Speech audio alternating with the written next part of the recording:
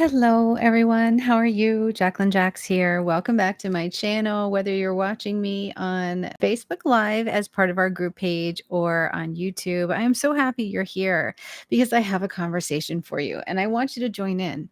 So, recently, I have been going through all of my watercolors across so many brands and even ordered a few more.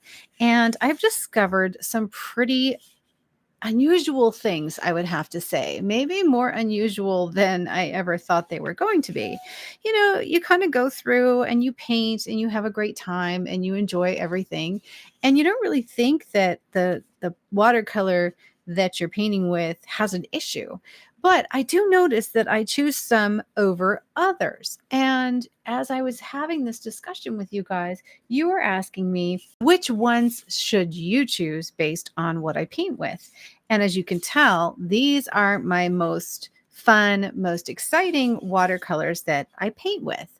So, with that being said, you can see I have got lots of them. I have really beautiful colors and all kinds of exciting things, right? However, here's what came up. So, recently, I went back to my Winsor Newton ones and I was like, well, why do I never paint with these?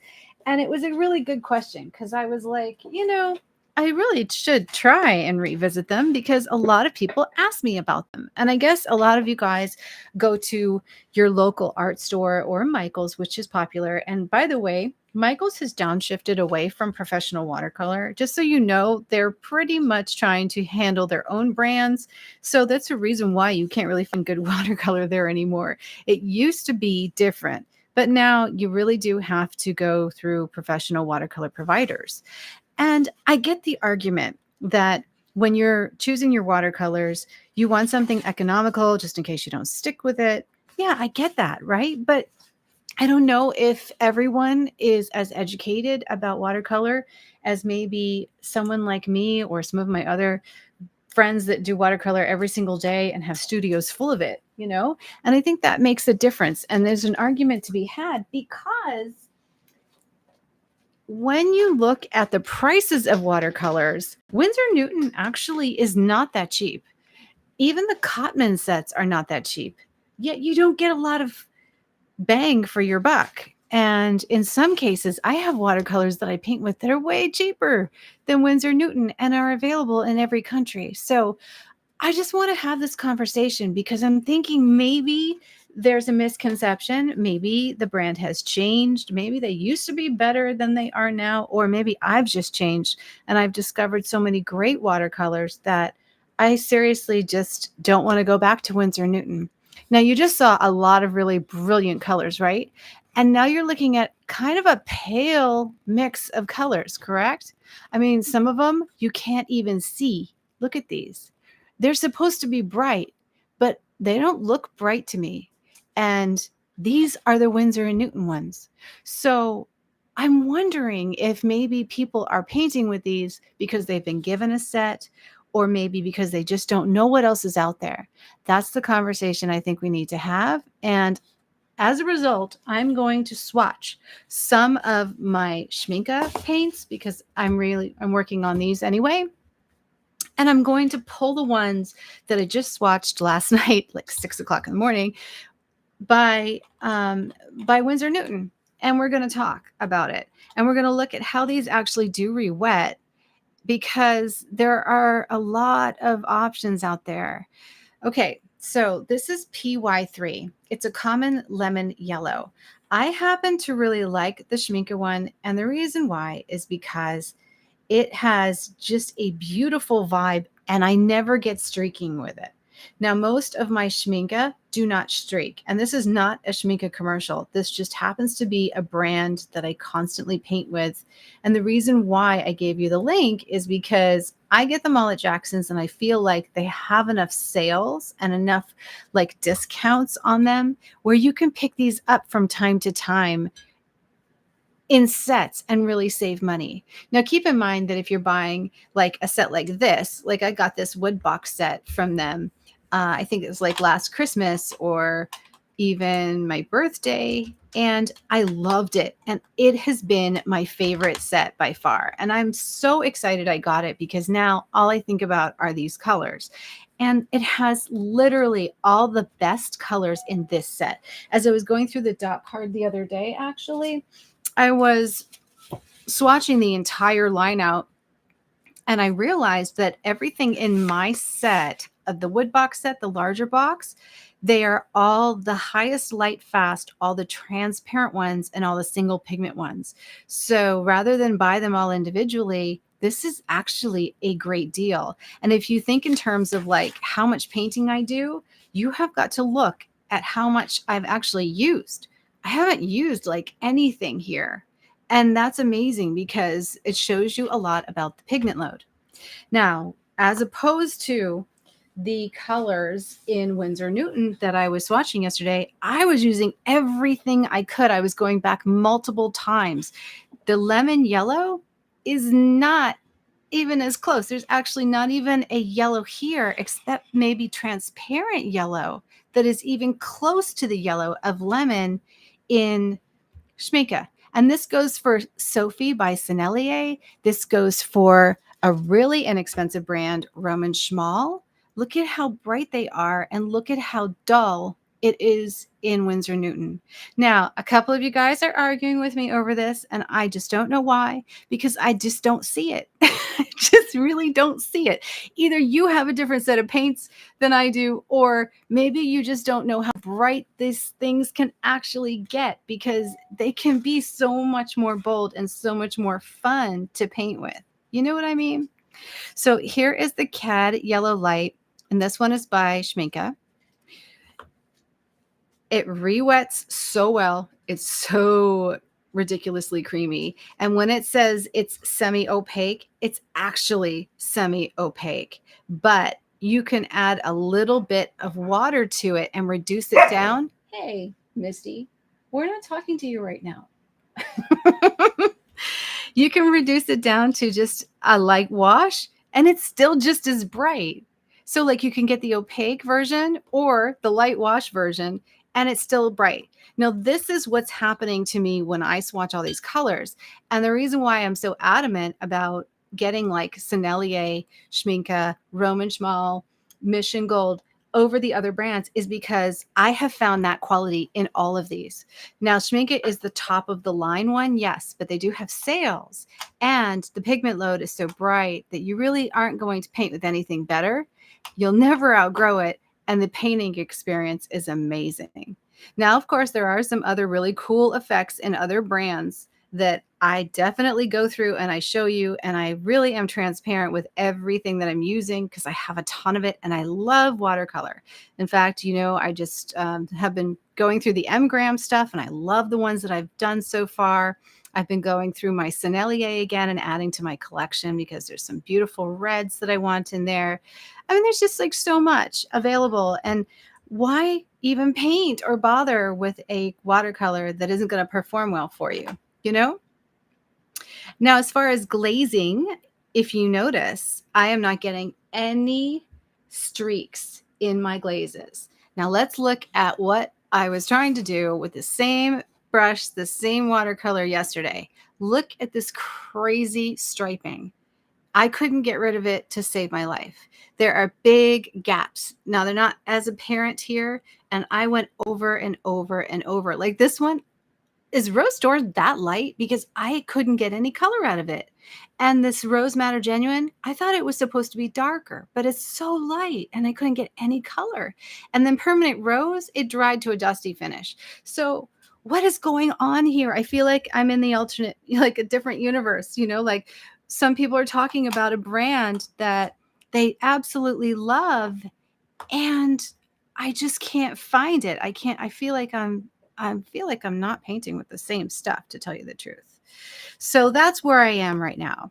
So this is 100% watercolor paper, and I am just using a regular Princeton angle shader. So no magic in my brush, and I'm just wetting and going back and forth over this. So what this does show me is how nice and transparent even the opaque ones get. Because you see this is semi-opaque and you see how it covers, but then the lighter version of it, which will not fade, by the way, and that's something else you need to worry about, is dry shift. If it's if it's watered down, some of them fade. Hello, Daniel Smith. So that's one thing I'm a little careful about when I choose my Daniel Smith colors, but Schmincke won't. And for the most part, I don't believe I've ever had that issue with Sennelier.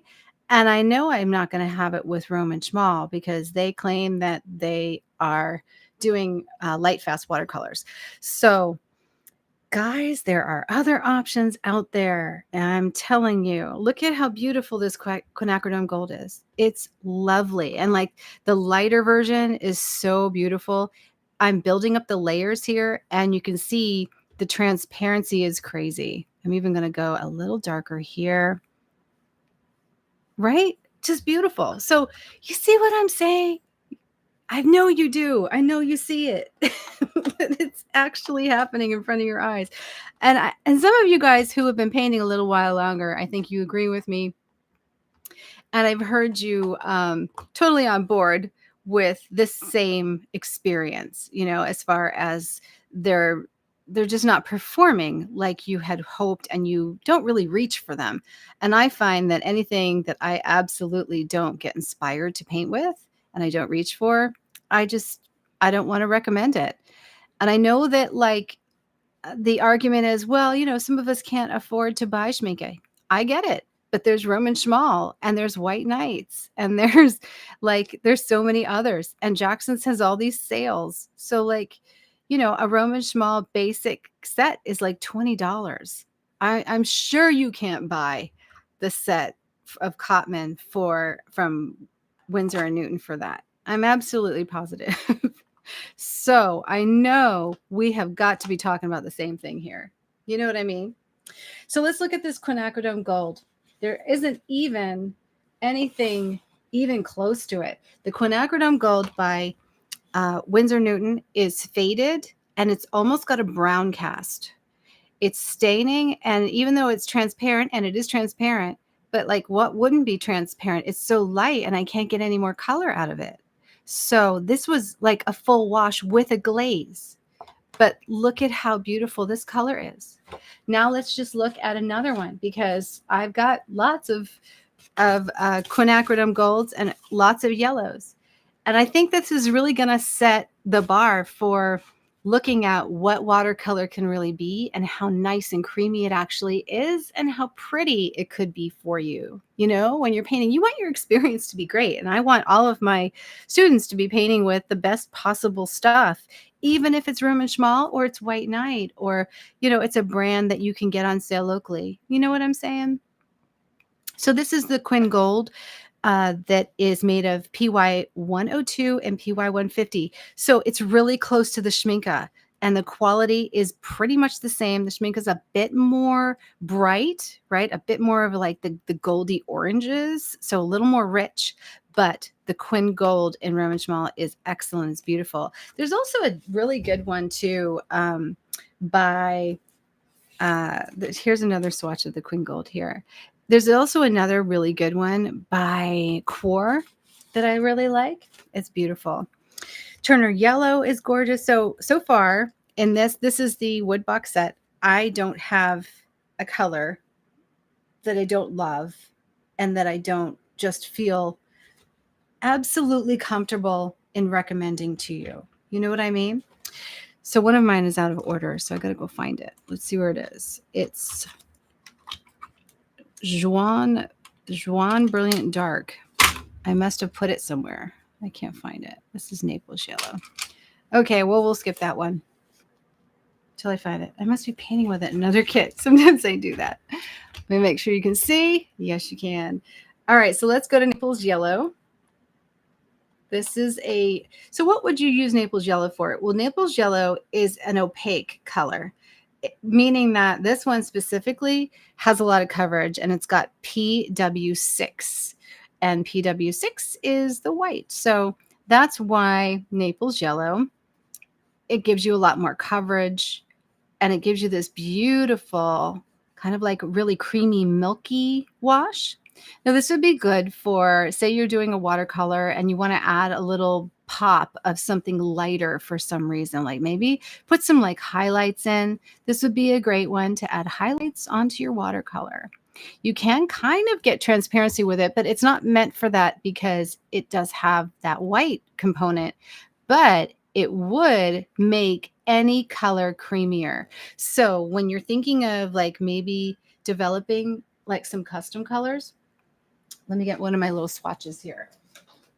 Then what we would do is, for instance, let's take like, what would we mix with yellow? So let's take cad red. So this is like a really, really super bright red. Now, did you just see it? Literally, I swiped it twice on a perfectly dry watercolor, and it is super, super vibrant, right? And then I can just take that same little bit. And this is why I don't want to run out of these colors, I think, because you really do get what you pay for. And then we'll take the Naples yellow and we're going to start swiping it over and just letting that mix in. And this is mixing on paper. Now I've got a beautiful peach. So that's what one of these opaque, transparent colors would be great for. And then if you take your cad red or whatever color, whatever red, and you go back in, you can literally paint like your flowers or whatever pattern you want right over it. And look at this gorgeous way it combines right on paper. Now, to me, this is so easy. It didn't fight me. I still have more paint here. I can add water to it and like just do this beautiful wash all the way down my paper. I mean, look at this. And I've got this gorgeous peach. So that's to me what like something like Naples yellow with a white in it would do for you. And that's why I find it very valuable and handy within a watercolor set. Let me clean this off because I got it dirty. So let's keep going.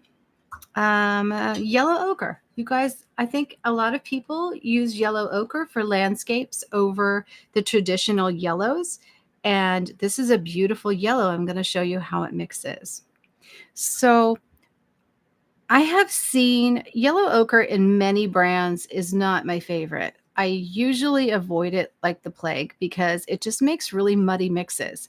But I did notice that when I do need something like this to get that golden, and I don't want to use Quin Gold because this is a little different. You know, like Quin Gold is more transparent and this is semi-opaque, right? So we're back on those opaques with a little more coverage. So when you want to use something like yellow ochre, you want to make sure that you have a really good tone in it and make sure it's a single pigment color. Now, as you can see, I'm actually able to do kind of a glaze here with my yellow ochre. And I've been doing my swatches this way lately because it just kind of gives me a lot of variations, you know, when I look at the watercolor. So I'm going to bring this back. I'm going to let it dry and then I'll go over it for that last little bit. And then I'll have that light shade and then the medium. So let's take another swatch and we're going to build a landscape with yellow ochre. So we're just going to paint the yellow ochre and bring it up like that. Then we're going to take something like, what can we use? Let's take like an Indian red.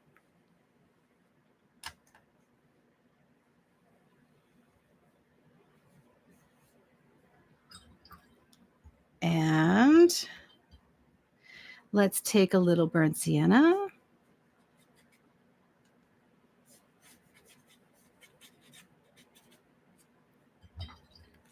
And I'm going to shock you, but I'm going to take a bit of, let's see, what do I want to use? How about, let's do like mountain blue, just for fun.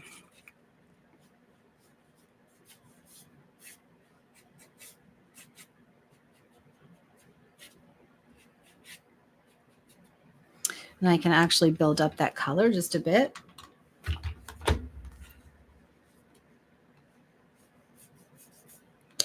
So look at that. And there's no green, right? Because It's a good quality watercolor. It's just beautiful. You really just won't go wrong. I can tell you, you just won't go wrong. It makes the whole thing so much easier between the paper and good watercolor. You're just going to have such a much better painting experience, you know? I mean, look at how pretty those colors are together. So that is the Yellow Ochre by Schmincke, PY42. It's a semi-transparent. Then I used Caput Mortem, which is an Indian red by Schmincke for this lower part here, and you can glaze over this. And then I used Mountain Blue, and Mountain Blue is actually like a it's got PW5, PB29, so it's a derivative of ultramarine, right? And PG7. It mixes PG7 in it. I just love it though. Mountain Blue is so pretty, and it comes in the wood box set. It comes in a lot of their sets actually, but you can buy it individually. So there's what you would do, just an example of yellow ochre. By the way, can I just remind you guys, anybody who's new to my group, welcome. We are at over 27,000 people now in my watercolor group, which I'm so excited about. It's amazing how much we grow. You guys invite new members every day, and you guys are taking the watercolor classes, and I love to see all of your beautiful paintings. It's been so exciting just to watch you guys develop and see you taking the classes between the floral class or the granulating class, which is actually my favorite class, or the sketchbook class, which is just, it's crazy in that class. It is so filled with so many things. In fact, I think I'm going to add a section to the granulating class coming up here. We're still in that launch, like kind of like a beta launch where I'm loading more videos to it. But I had this idea this morning of showing you how to mix granulating colors. I mean, not like mold them and make them, but just to mix beautiful granulating colors so that depending on where you are, if you can't actually get your hands on these, or you have colors maybe that could make these, really with just 2 granulating colors, I can actually show you how to make an entire range of granulation out of the colors that you have. So I thought I would add that into the granulating watercolor class so that you not only aren't stuck buying a bunch of new colors, but you actually can learn how to turn your entire palette into a granulating palette just with like maybe 2 paints, the addition of 2 paints. That would be cool, right? Okay, so I'm going back. We've already dried pretty much on the yellow ochre, and I'm going to do a beautiful, really crazy thick glaze here. And then I'm going to lift it back just a bit so that I can read my little yellow ochre sticker. And I want to be able to read my pigment information. So I'm just going to lift back a little bit of my glaze. Cool, huh? Now that's something that you can do with Sennelier, although Sennelier does have a lot of staining colors. So their reds especially are very staining, but anything that is like semi-staining, well, Schmincke, I pretty much don't have an issue with. I can lift that back. So that's one of those little professional details that you get with the better watercolors. So if your colors aren't doing that, they might not just ever be able to do it. I wouldn't worry about it. You might just need to eventually upgrade. And if you're upgrading, either save for, a really bigger set and upgrade entirely, or get a smaller set that has all the basics and learn to mix some of the other colors, learn to mix your own palette. I'll show you how to mix your own palette. I love mixing custom palettes. I think it's so much fun. You will embrace it. You will fall down the watercolor hole like the rest of us. So now I'm going back and I'm doing those glazes because I just love seeing them on my watercolor swatches now. And I'm just going back and I'm just touching the watercolor. I don't have to get too much of it. A little goes a long way. I don't have to get crazy and try to waste too much of it. You really don't. Look at how crazy that is. That's a lot. No? Isn't that a lot of color?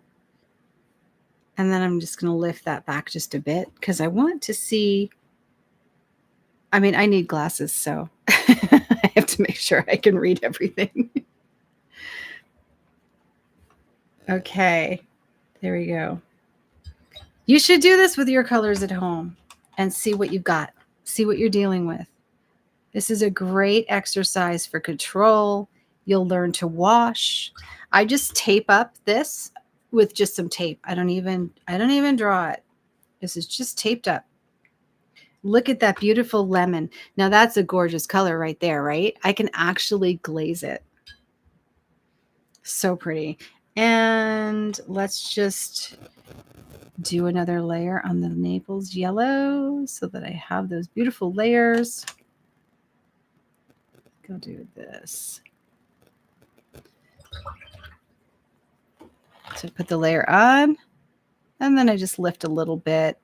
I do want it to show that it is like that. It has that opacity, but I mean, I could always go back and just draw in the colors over it, but I think it's good for you to learn how to do this because this is a lifting technique. Now, if your brush doesn't lift, you might want to get one of the Aqua Elite line brushes because they lift fabulously. That's what I'm using. I'm using the angle shader. Incidentally, guys, if you do decide to get any of the watercolor, or if you get the brushes, use our group affiliate links because that's how we fund the giveaways. And as a bonus gift, when I see a lot of affiliate links being used, I additionally pick another winner from the people who have used the affiliate links, and I send you a gift. And the gift is either a fabulous brush like this or watercolor, and I just let you choose it. So I'm all about the rewards.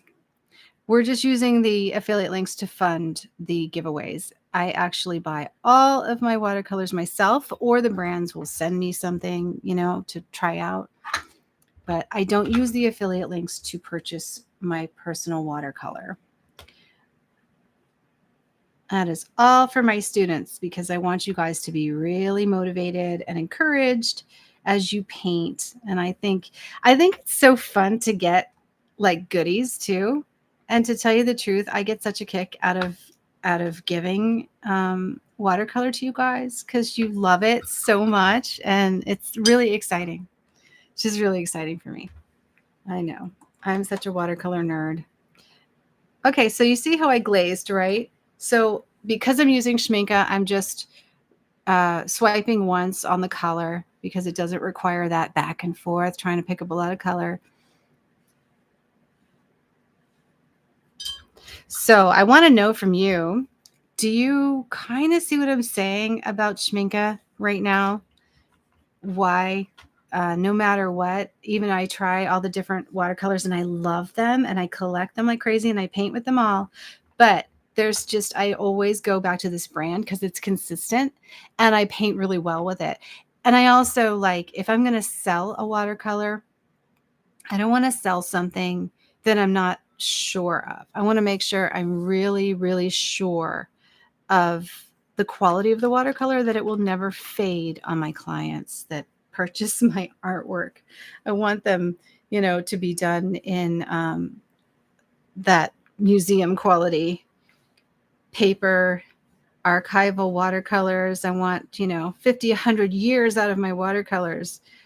Definitely don't want to sell anything that might fade. So I'm really careful about that, because you invest in an artist and you definitely don't want to lose that beautiful, brilliant color, even if you spent the time glazing it up and getting it to where it is, right? So this is transparent green gold. Some people absolutely love this color. Some people hate it. I love it. I think it is so nice. This was a color, though, I think I added to this box because when you get the box, it comes with this ceramic palette that fits in here.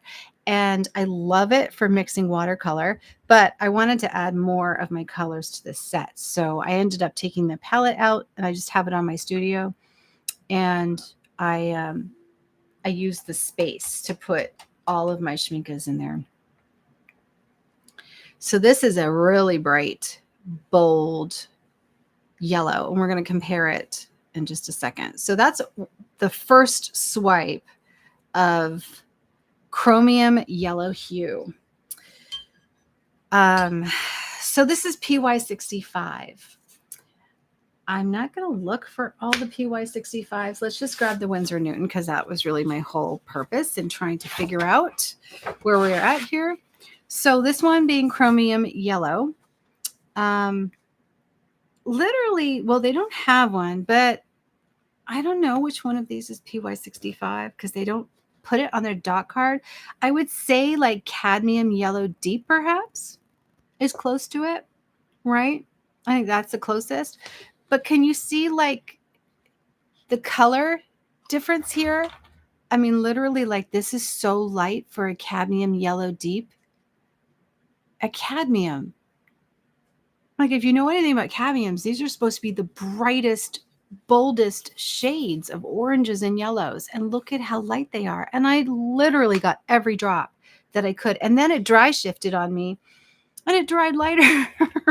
And I was literally like, what did I just waste my whole night for? This is ridiculous. But it did teach me a lot. And I'm really glad that I did it because now we're able to have this conversation. And I wholeheartedly can say that I have been there and done that 3 times now. You know, like I did it once and I'm like, well, maybe I just got a bad batch of watercolor. And then I tried again. Nope, same thing. Then I tried a dot card, same thing. Then I got a second dot card. So actually 4 times, same thing. So I would say that perhaps either I have changed in all these years or they have changed. I do know that they're under new ownership, so they could have changed the way that they make their watercolor. That could be happening. I don't know. Okay, so this next one is chromium orange. Again, these are the first swipes, and I want you to notice, do you see any streaking that I'm not actually putting there? Do we see any streaking? And this is just one beautiful light layer of color. I mean, you see, these are dry paints. I'm not even pre-wetting my palette. That's another thing I look for. The problem with my Daniel Smith, and I love Daniel Smith colors, the brilliance is there, but I can't re-wet the things. Like most of them just don't re-wet well, with the exception of like Quinn Rose, which I really love. Oh, this is my favorite transparent orange, by the way. It is gorgeous. It is just gorgeous. PO71, semi-transparent, but I have to say it's so beautifully transparent. Look at how bright it is. So that's like one full layer of color. Let's go back to chromium orange now that it's starting to sink in. And I'm going to add another layer right there. Indian yellow. Just go one little swipe on my pad there. And just build it up. So Sennelier, if you like to glaze and you like reds, Sennelier has some amazing reds that I'm bringing in. Again, guys, I'm actually going to do the reds very shortly. I don't know if I'll get to them tonight, but I will do them in an upcoming video. Let's see how far we get here. Actually, we're almost at the reds, so maybe I can do some. These are really all I need as far as reds. I don't find that I'm missing anything in this palette. Here's the Cad Red. This one box pretty much covers everything that I love about reds and pinks and watercolors, but I'm always looking for more. I'm always looking for more. This is a really pretty one, PR 108. This is the Cad Red that I mixed to show you how to get that peach. And it's got pretty amazing brightness and coverage. Now that's just the first layer. So I'm going to actually try and add a little bit of lifting here to this side because I kind of would have liked to have shown like the pink, you know, like the lighter part of this shade. Maybe it doesn't really lift, just so you know. Cad colors don't lift, but look at how bright it is. Look at that transparent orange. Isn't that great? Scarlet red is my favorite red. This is my favorite one. PR 254. Look at that. Okay, we're going to actually take some off of my brush so that I can do that really nice light. And it pulls well too for reds. Reds a lot of times won't pull well, but they pull well. Look how bright it is. It's so pretty. So I'm just kind of smoothing it out so that I can get this little gradient, and then I'll add layers. Permanent carmine. Oh, another really good one. If you want a really good permanent carmine that's really inexpensive though, White Knights has a great one. They make a delicious permanent carmine that paints so lovely. Really does. I think it's actually equal to this one. So you can pick that up really cheap, and it is equal to this one. You would have, the only thing I would check is the light fast rating. It paints divine though. It really does. I have good memories of carmine from White Knights.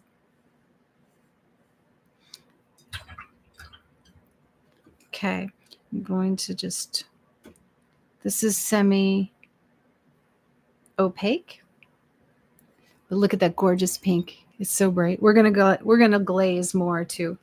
And madder red, another beautiful one. This is what I'm saying. I really don't need anything more than this set, but as I'm a watercolor collector and hopelessly addicted, I just buy other ones all the time. After promising myself that I wasn't going to paint with anything else, then I started buying Roman Schmal, and then I started buying more Sennelier, and now I bought a bunch of M-Gram just for the fun, because I don't know, it inspires me when I get different colors. And you guys are always asking, so technically for work, it's like something I have to do. Pearly maroon is also really, really pretty.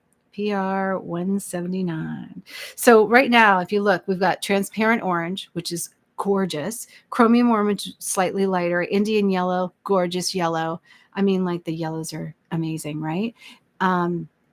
Cad red light. This will glaze. It is so bright. It's beautiful. Scarlet red. Wait till you see what this one does. That's just the first layer. Permanent carmine, super bright, semi-opaque. It goes down to a really beautiful pink too. Rose madder, or madder red dark, also really bright and deep red. And then Pearly maroon, which is the very, very deep red, PR 179. This is like, you know what? It's a lovely shade because it's not too, like, some Pearly maroons are like dusty or brown. You know what I'm saying? This one is really lovely because it's like a deep red. I'm trying to think of the flower that it reminds me of. There's a flower. It's like a true floral, deep, deep color. And Pearline violet. Check that out. And that's just the first wash. A reminder that I still haven't pre-wet this palette. So these are coming out on a synthetic brush that only has a little bit of water in it.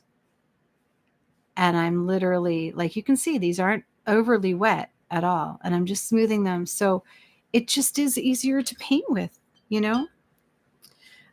Oh, magenta. Yeah, this one is just gorgeous. It does this really, really light shade of pink. So we'll start there. And then just dip my brush in. And here comes the color. Again, pan is dry. Dip my brush in again. I haven't re-wet yet. More color. Dip my brush in again. Look at that. So that was one swipe of the brush in the water, and look at all those layers. Aren't they so pretty? We're going to come back to. Yeah, so, okay. I think I did it. So I can stop there because now we're getting into the pinks, and we'll do pinks next time. So let's just go back, and really quick, we're just going to add those other glazes. So Perylene Violet, I want you to see how beautiful this gets.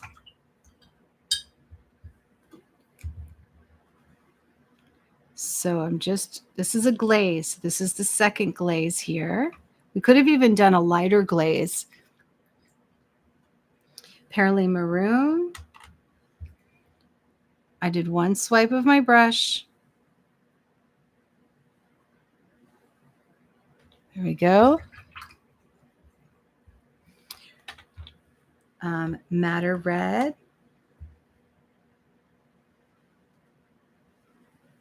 So being able to build up your watercolors, I feel, is really important. I feel it's an essential quality in watercolor, because whether you're doing, whatever you're doing, you don't want the dry shift to dry so light and then have to go back and repaint. But at the same time, you want to have that ability to add the layers. So whether it's transparent, semi-transparent, which you can tell these are all different, right? Some are transparent, some are semi-transparent.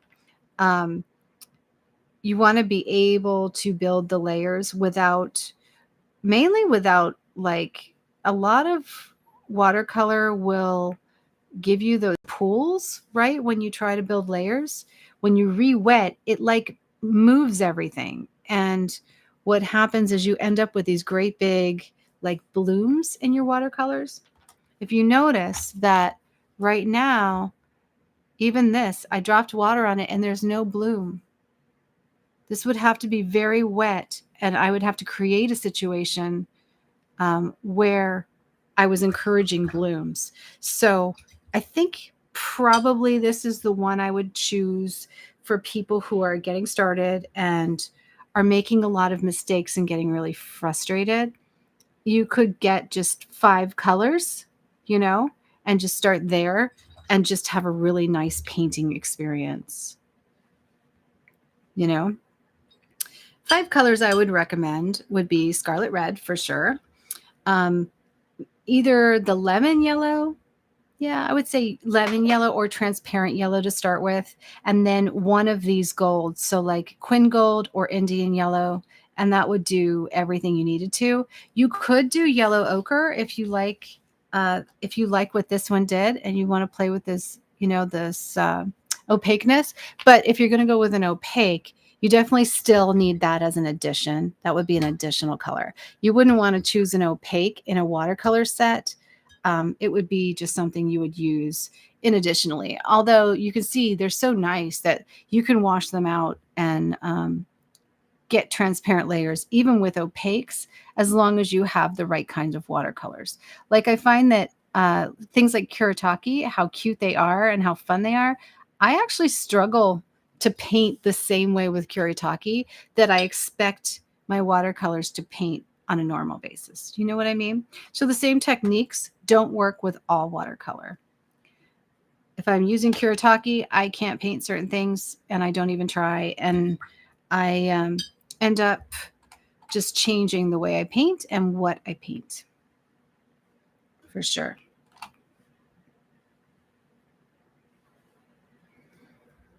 So just adding layers as they dry. So you can see I'm well into the layers right now, right? And it's gorgeous. It just keeps getting brighter and brighter. And it's not like I'm using a ton of watercolor either. Maybe if you paint with yours in the same way I'm doing with mine right now, you can get a good comparison for what you have in front of you, no matter what the colors, whatever watercolor it is. And maybe some of the things, just keep rewatching this and keep in mind what I said to you about transparency, opaque, semi-opaque, what to look for in the lifting and the layers, so that you can kind of not get frustrated as you're painting and feel like, oh, okay, well, this isn't working out because I know why now, right? It's not like I suck. It's just the watercolor, the paper, whatever, it's just not working. I want to smooth this out. I can even feather these watercolors. Do you see how I just smoothed that out?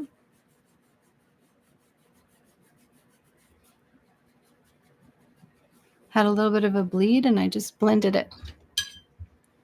Same with the magenta. I'm just going to smooth it out. Just to get my pinks going. I just want a nice gradation to start with before I add layers. Flexibility. Permanent carmine. So there's another layer there. Can you imagine doing these?